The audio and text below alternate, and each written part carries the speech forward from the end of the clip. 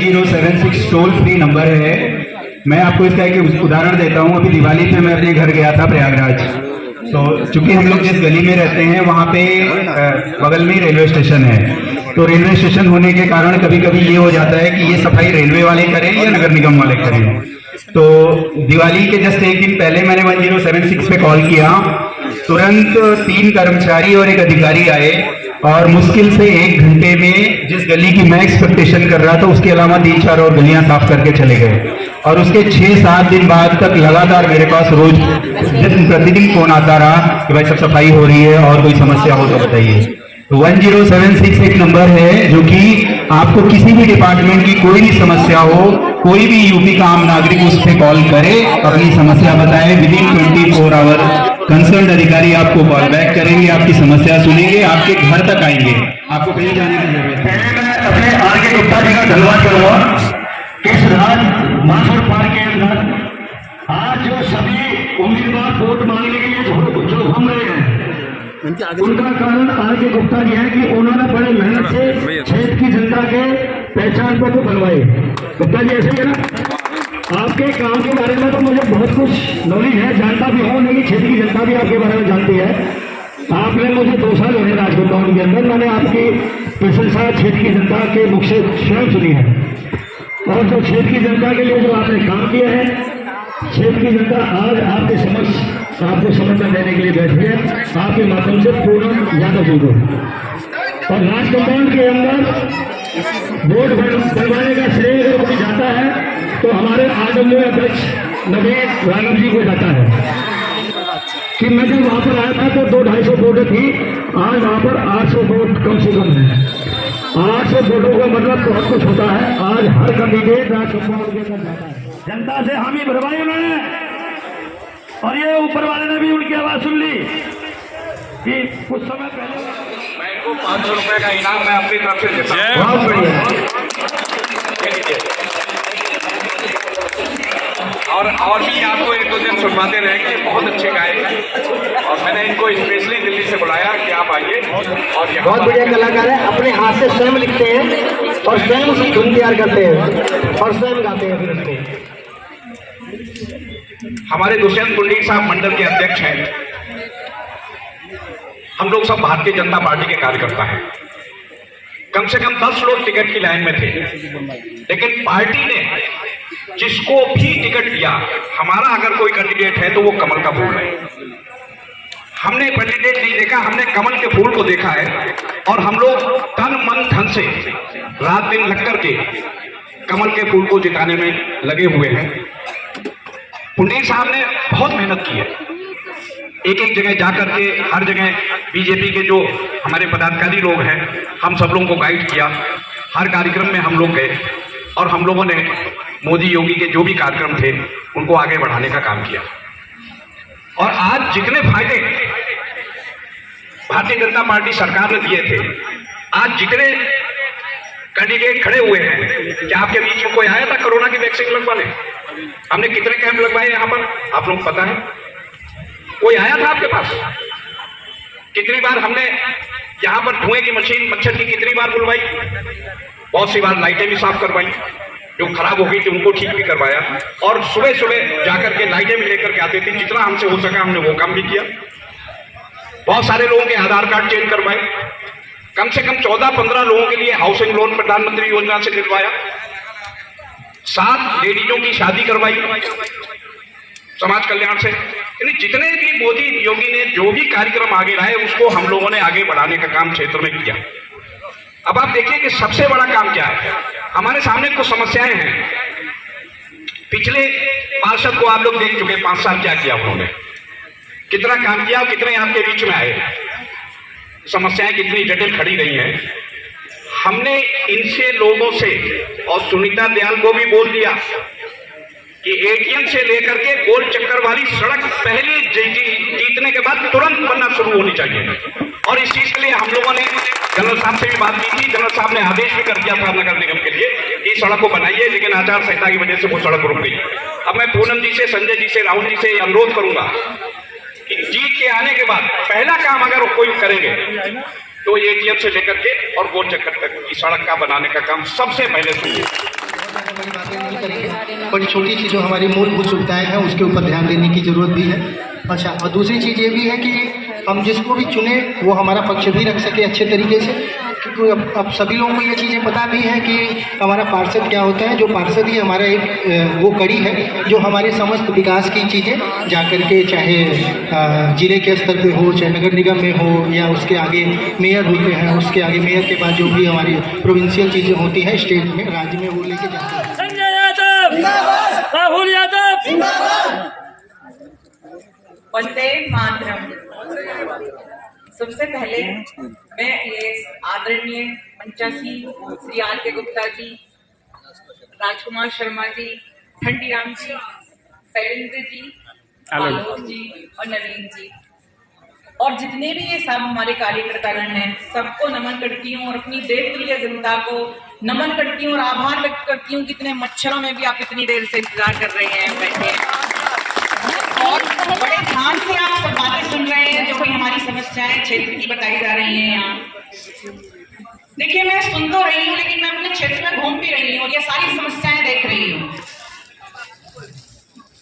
और मैं ये आपसे वादा करती हूँ कि अगर ये ट्रिपल इंजन की हमारी सरकार बनती है तो सरकार बनने के बाद ही इन सारी समस्याओं का अंत होगा। ये मैं आपसे वादा करती हूँ।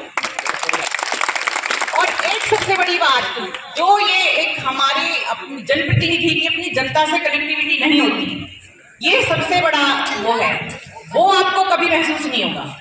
मैं वैसे भी एक समाज सेवक हूँ और लोगों के बीच में रह के काम करती हूँ, तो मैं हमेशा आपकी हर समस्या को बहुत ध्यान से सुनूंगी और कोशिश करूंगी कि उसको सुलझाऊं और अपने बड़ों का मार्गदर्शन भी लूंगी। आप ये मत सोचिए, आर के गुप्ता जी से तो मुझे बहुत मार्गदर्शन चाहिए और मुझे ये भरोसा भी है कि वो हमेशा मेरा मार्गदर्शन करेंगे और साथ देंगे और सहयोग देंगे। अंकल जी बोलिए।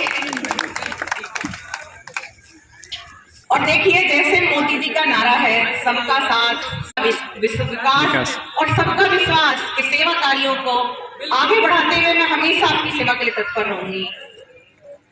और जैसे कि आपने देखा ही था, कोरोना काल में मोदी जी ने हर घर अपनी योजना को पहुंचाया और किसी को भी भूखा नहीं सोने दिया और वैक्सीनेशन जैसा असंभव कार्य भी कर दिखाया और देश की जनता की जान बचाई और पूरे विश्व में इस वैक्सीन उपलब्ध कराई।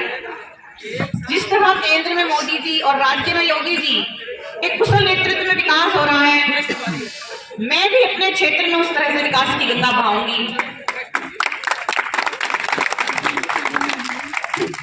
और एक, जैसे कि अभी सभी ने बताया कि हमारे क्षेत्र में जैसे कि सरकारी योजनाएं आती हैं बहुत, मैं बुजुर्ग महिलाओं से मिल रही हूँ, गांव में बहुत सारी चीजें होती हैं, विधवा पेंशन, बेरोजगार पेंशन, वो कोई भी योजना मतलब सरकारी का कोई भी लाभ हमारे पूरे वार्ड 42 में किसी को भी नहीं मिला है।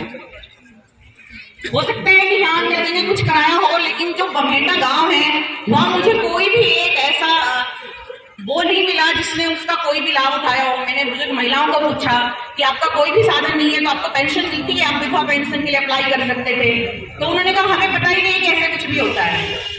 तो मैं कोशिश करूंगी कि सारी योजनाएं जन जन तक पहुंचे और वो उसका लाभ उठाएं। और देखिए, मुझे मतलब ऐसे भाषण देना बहुत अच्छे से नहीं आता, लेकिन मैं जो भी बोल रही हूँ दिल से बोल रही हूँ। अपने क्षेत्र में जब घूमते हुए मैं सड़कों का हाल देखती हूँ, चलना मुश्किल है, इतने मतलब गड्ढे तो एक अलग चीज होती है, गड्ढों का भी एक इतना बुरा हाल हो चुका है, गंदगी का, नालियों का।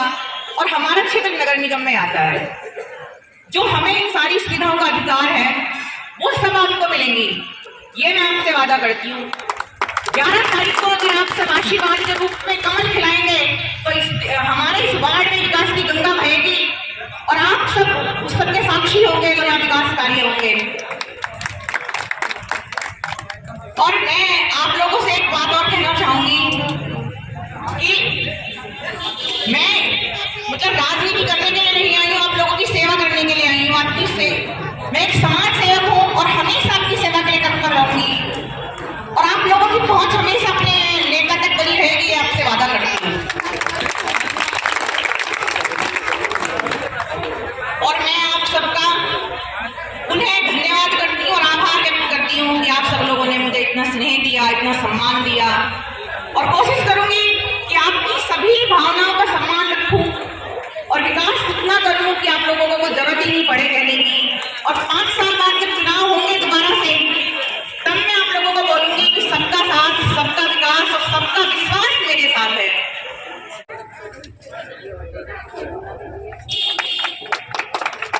अब मैं प्रमोद सक्सेना जी से आग्रह करूंगा।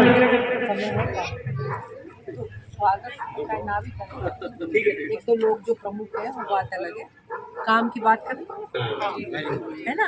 काफी देर हो गई हमें भी। हाँ, कल तो प्रमोद सक्सेना जी, बंटू ठाकुर जी, अमित पांडे जी, सिसोदिया जी और इन सभी से आग्रह करूंगा, आलोक मिश्रा जी भी आ जाएं कि सभी लोग बहन पूनम यादव जी का और सुनीता दयाल जी का पुष्पमाला पहनाकर स्वागत करेंगे।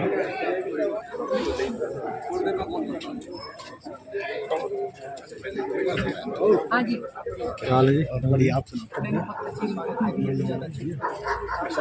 अब समय, क्योंकि काफी समय से सभी लोग बहुत बेसब्री से इंतजार कर रहे थे और जिस पल का इंतजार कर रहे थे वो पल हमारे बीच में है, तो ज्यादा समय ना लेते हुए और अब मैं बहन सुनीता दयाल जी से आग्रह करूंगा कि वह अपने विचार हम सबके बीच में रखें। कुछ समस्या है तो उस विषय में, पूरी समस्या, क्षेत्र की जो समस्या है उनके विषय में मैं प्रमोद सक्सेना जी से आग्रह करूंगा कि वो जो भी 2-4 बातें बताओ। प्रमोद सक्सेना जी से आग्रह। जमादार भी आते होंगे, नहीं आते होंगे आप? जमादार नहीं आए, केवल पुणे की गाड़ियाँ। अच्छा, जमादार क्यों नहीं आते?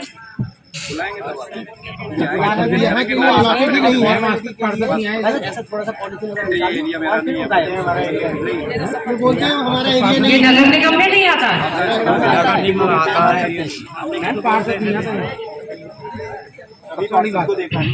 अच्छा, हमने पेश नहीं देखा। कौन जीते थे? कौन सी पार्टी से थे? हाँ, इसीलिए ना, तो इसलिए आप पूनम को जिताओ, सारी समस्याएं दूर हो जाएंगी। और जो गांव की बमेटा की वोट है, ये भी वहीं के रहने वाले हैं, वहां की वोट भी पड़े, वरना फिर शक्ल नहीं देखोगे। अगर आपको काम लेना है तो पार्टी का व्यक्ति जिताइए, पार्टी का नगर निगम बनता है, पार्टी चिंता करे। मेरा आप लोगों से कहना ये है, एक पार्टी के नेता को जिताओगे, पार्टी की कार्यकर्ता को जिताओगे या भाजपा के कमल को वोट दोगे, जिसका बहुमत नहीं होगा सदन में, मेयर भी बनेगा और सदन में बहुमत नहीं होगा तो काम करने में परेशानी आएगी। तो आप जिताइए, बहुत सारी समस्याएं तो वैसे भी दूर हो जाएगी। आपका ज्यादातर एरिया इसलिए ग्रामीण ये वाला आता है, नया डेवलप करने वाला। गांव का क्षेत्र कम आता होगा। गांव की कितनी वोट है? 10-12 हजार वोट है। बमेटा की यहाँ 13 है, 10 यहाँ पे। बहुत बढ़िया।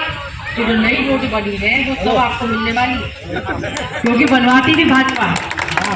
अगर जिनकी नई वोट बनती है उनको उत्साह भी होता है कि वोट डालनी है। उनकी पर्ची की तैयारी कर रही है, बहुत बढ़िया। और ग्रामीण क्षेत्र के क्या स्थिति है, वहाँ और कौन खड़ा है? गाँव से कुल मिला के 15 लोग खड़े हैं। 15? 14 खड़े हुए वहाँ पे। 14 सारे गाँव से ही है। देखिए, मेरा ये कहना है, सबसे बड़ी ताकत आप इस क्षेत्र में लगाइए। सारे लोग नए वोट बने हैं, कॉलोनी के लोग हैं, समझदार हैं, बाहर से आके बसे हैं, सब बीजेपी के, गांव के रंग में रंगे हुए नहीं है। ठीक, तो पूनम हर हालत में जीते। वहाँ 13 लोग हैं, भाजपा की भी वोट होगी, व्यक्तिगत भी जुड़े हुए लोग होते हैं, तो वहाँ भी हम ज्यादा निकाल के लाएंगे। सारी ताकत यहाँ लगाइए। यहाँ मुझे लगता है 95% वोट बीजेपी की होगी, किसी और की नहीं। आप सब लग गए मोहल्लों में तो आपका उद्धार हो जाएगा, यहाँ सब बढ़िया हो जाएगा। और जो सफाई है, झाड़ू है, सबकी व्यवस्था भी होगी। ठीक, ये आप सही कह रहे हो ना। तो मेरा ये कहना है, चलिए यहाँ भी सुविधाओं की क्या व्यवस्था हो सकती है उसे देखेंगे। अगर कहीं खाली जगह होगी आसपास नगर निगम की या किसी और की, तो बात करके छोटा मोटा पार्क बनाएंगे।